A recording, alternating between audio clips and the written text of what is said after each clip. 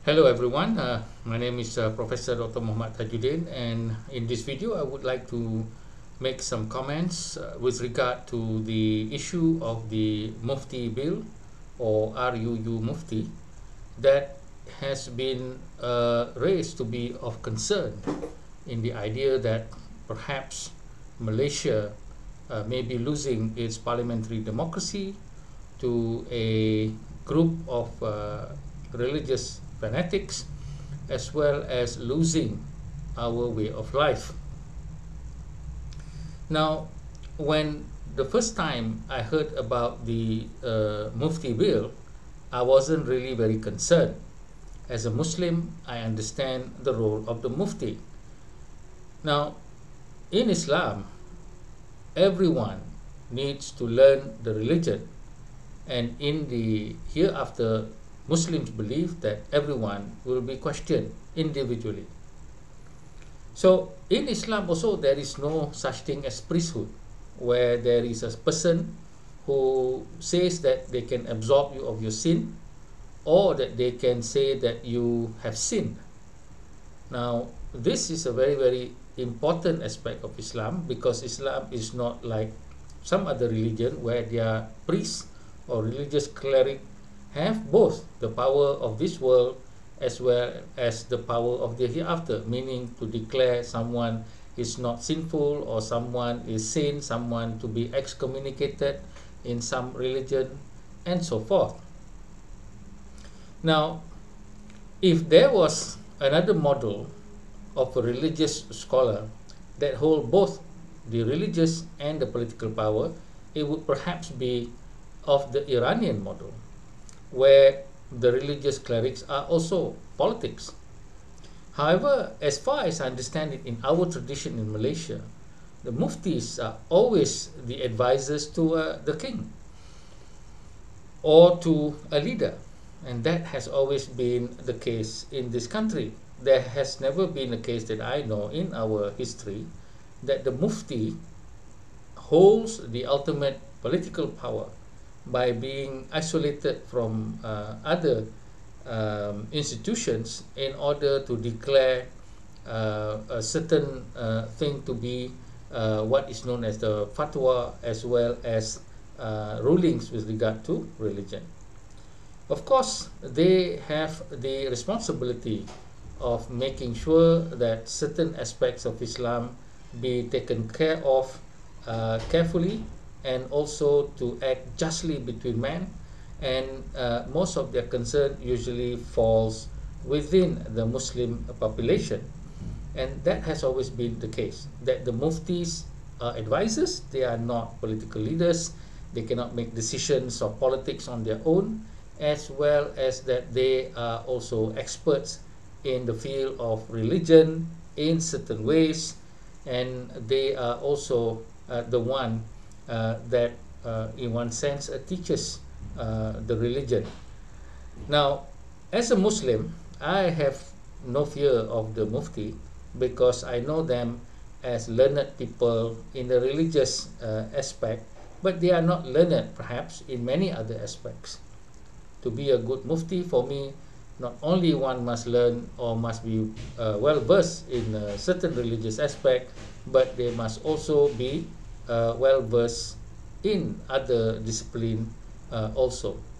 So that has been my idea and my understanding, and I was not worried with regard to what is happening with the Mufti Bill. Now, there is suddenly concern by certain individuals, Muslims and non-Muslims, by saying that the Mufti Bill will make us lose our parliamentary democracy by vesting power and authority of politics and religion within the hands of the Mufti office, and also that the Mufti then has the power to change all of our lives, our culture, the way we act in society, and so forth.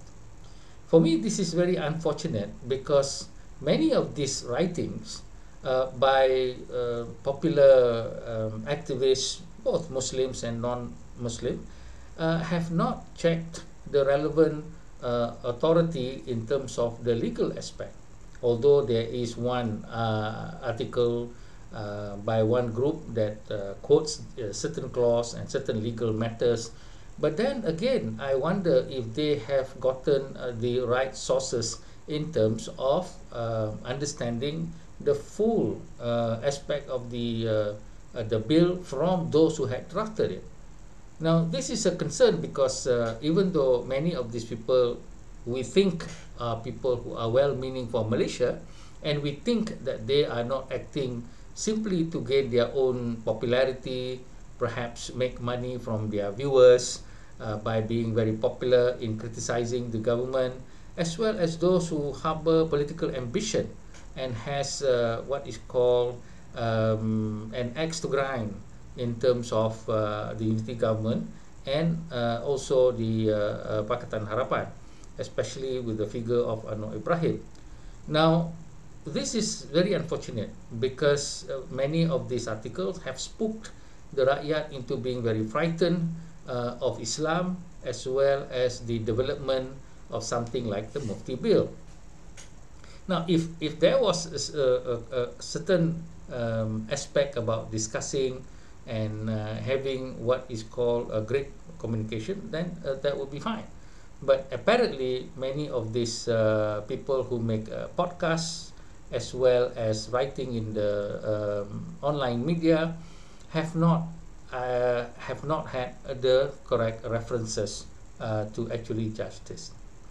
Now, I would like to draw upon the attention of the Malaysians about several articles that can be referenced or can be read in order to understand fully that this is not the case, that the case of the Mufti Bill is simply about administration of Islam, and it is about the office of the Mufti. As we know, the state have their own Mufti, and we can also check that one of those who are unhappy with the RUU Mufti Bill is Muhammad Asri Zainal Abidin, to the point that in a recent perhaps a Facebook announcement, he said he is willing to debate with the Minister of Religion on the issue of the RUU Mufti Bill. And also in the Keluar Sekejap episode of the popular KJ podcast, he again reiterated that he has several issues with regard to the RUU Mufti Bill. Now, what are the issues?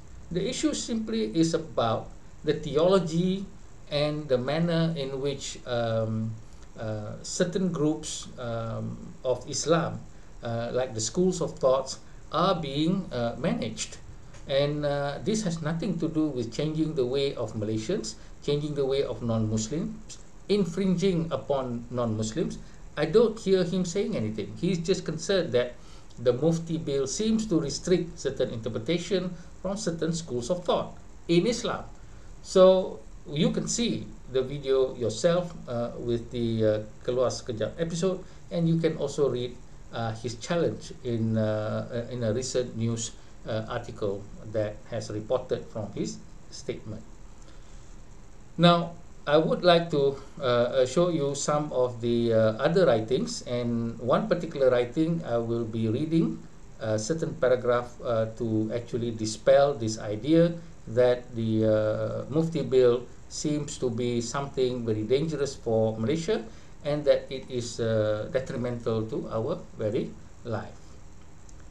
Now, one of the first articles which is not elaborate, but it gives certain gist, is from the Star, and you could see it from this posting that I have given, and you can read for yourself those of the things that you are concerned. And the other one is from Hafiz Hassan, who has written a letter in the Malaysia Kini asking people to stop making derogatory remarks about the RUU Mufti Bill, and also to be rational in their thinking, because both of these, the writers or the person being one actually the writing itself. The other one is a report from a journalist of one of the experts, and both of them have clearly outlined that the RUU Mufti Bill is simply for the Muslims, limited to the federal territory, is respectful of the parliamentary democracy, and very importantly, to be respectful of the due process that requires the assent or the agreement by the Yang di-Pertuan Agong. And so this is something which would dispel to me any idea that it would infringe upon the lives of other non-Muslims in Malaysia. Now, what I would like to do is to actually read some excerpts from the most elaborate of the article, which is in Malaysia Gazette.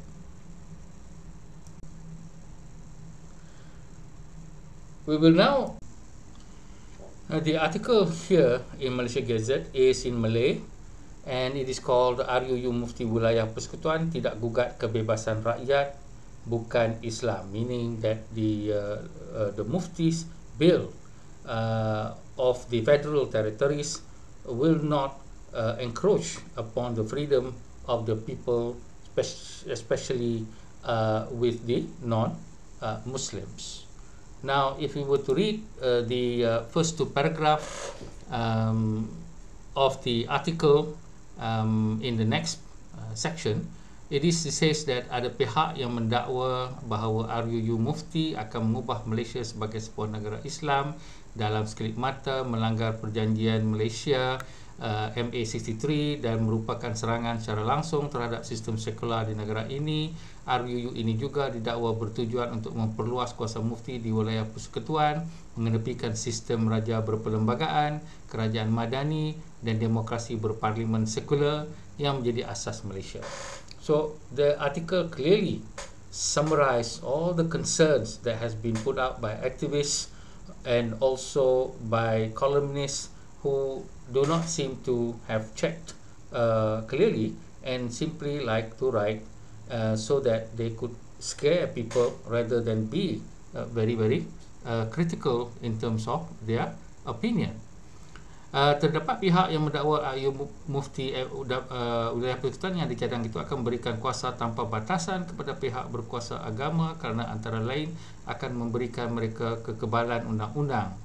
Menurut mereka, RUU ini akan memberi kuasa luas kepada mufti yang membolehkan fatwa dikeluarkan dan memberi kesan kepada umat Islam dan bukan Islam. So this is a serious allegation.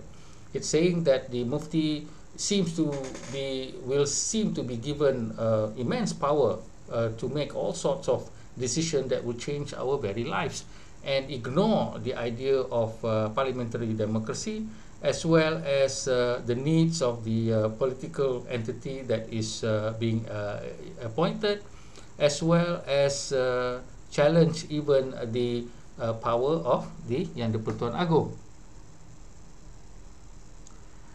And so, if we were to look at the next page about what the concern is, we need to show that it says that hanya terpakai di Kuala Lumpur, Labuan dan Putrajaya.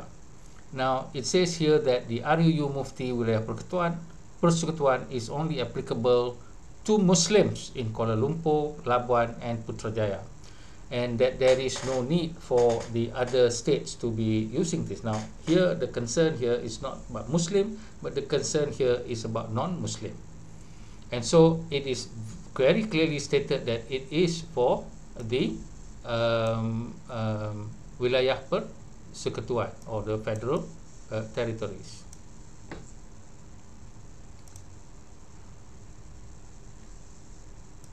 Now, for the next piece, we look at the idea of that this dakwaan bahawa RUU Mufti Wilayah Persekutuan akan mengedepikan sistem raja berperlembagaan juga tidak tepat, because the Mufti will always be under the Yang di-Pertuan Agong, and we can see here it says kuasa melantik dan membatalkan pelantikan mufti dan timbalan mufti bagi wilayah persekutuan masih dengan perkenan yang di-Pertuan Agong yang merupakan ketua agama Islam di wilayah persekutuan. Now, how clearer should this be?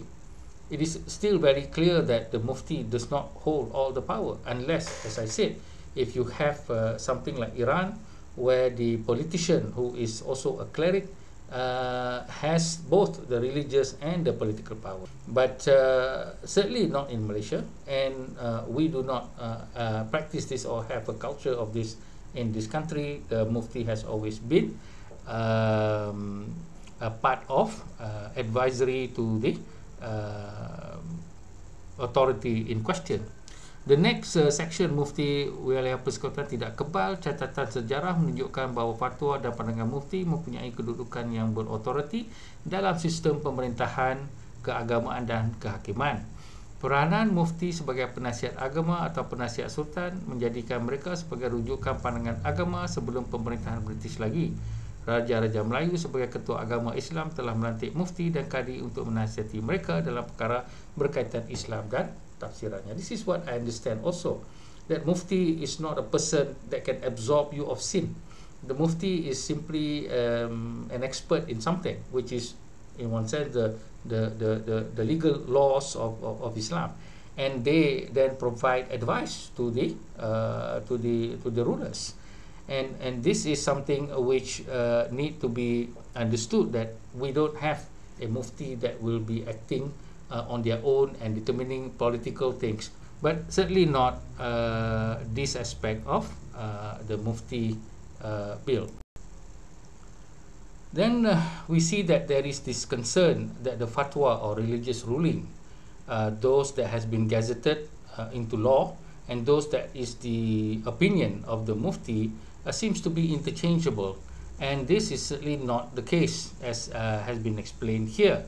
So the accusation that the law or the bill of the Mufti Bill that would make the Mufti all powerful in terms of their personal opinion as opposed to a fatwa. Now you must understand that in Islam there is a thing called ijtihad. Ijtihad means a personal opinion of a Muslim, and in this particular case a person who is so-called a scholar, and the ijtihad of the scholar is his own personal opinion. But when it is a fatwa, then it has been actually debated, argued, presented to a group of scholars, and then some sort of official pronouncement is made, and that becomes what was known as a fatwa. And in the legal aspects of a country, if that becomes gazetted, then it becomes some kind of law.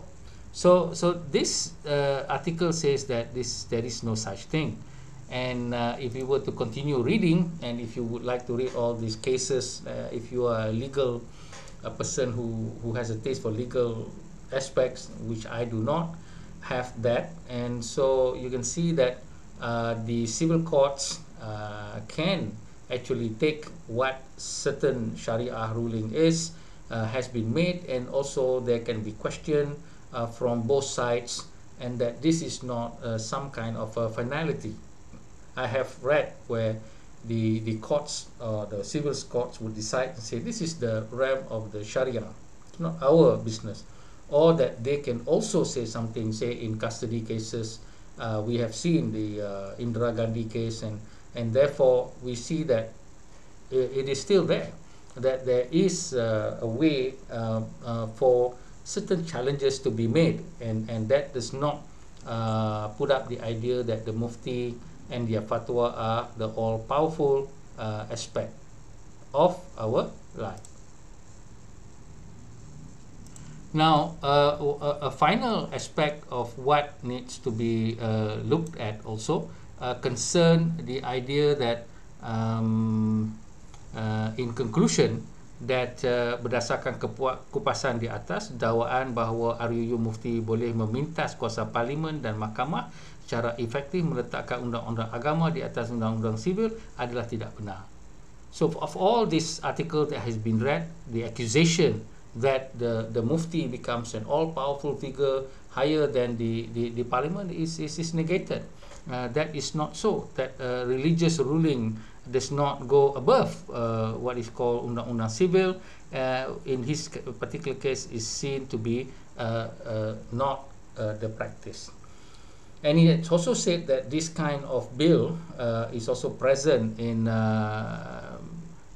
certain state already.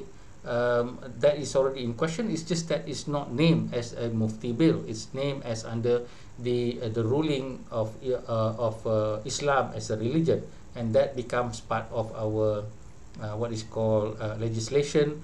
And that this is not something that is strange. That's something that suddenly crops about because this government is accused to be more religious, or something that trying to put religion above everything else. I think this needs to be looked at very seriously. So with that, we can see from all this discussion that I've been trying to put forth, that the Mufti Bill essentially does not threaten, from my reading, the lifestyle of the non-Muslim.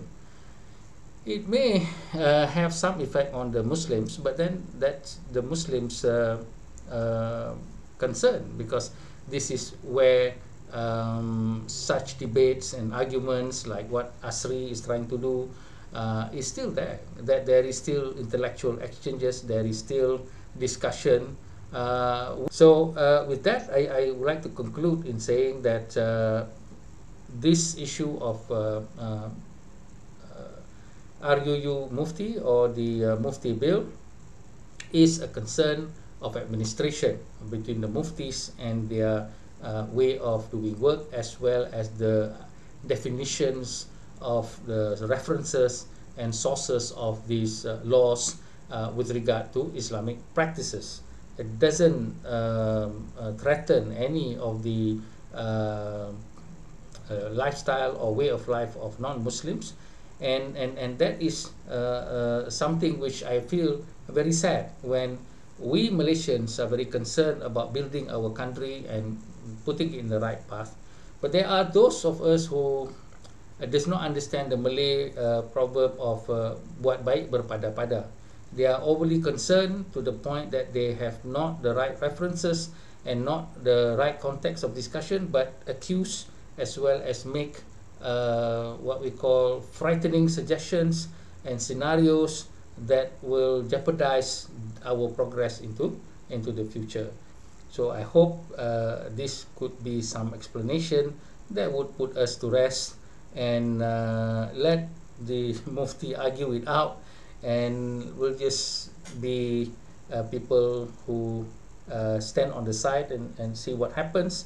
And if need be, we can make some comments with adab and good manners, and with the necessary references and authority. Thank you very much.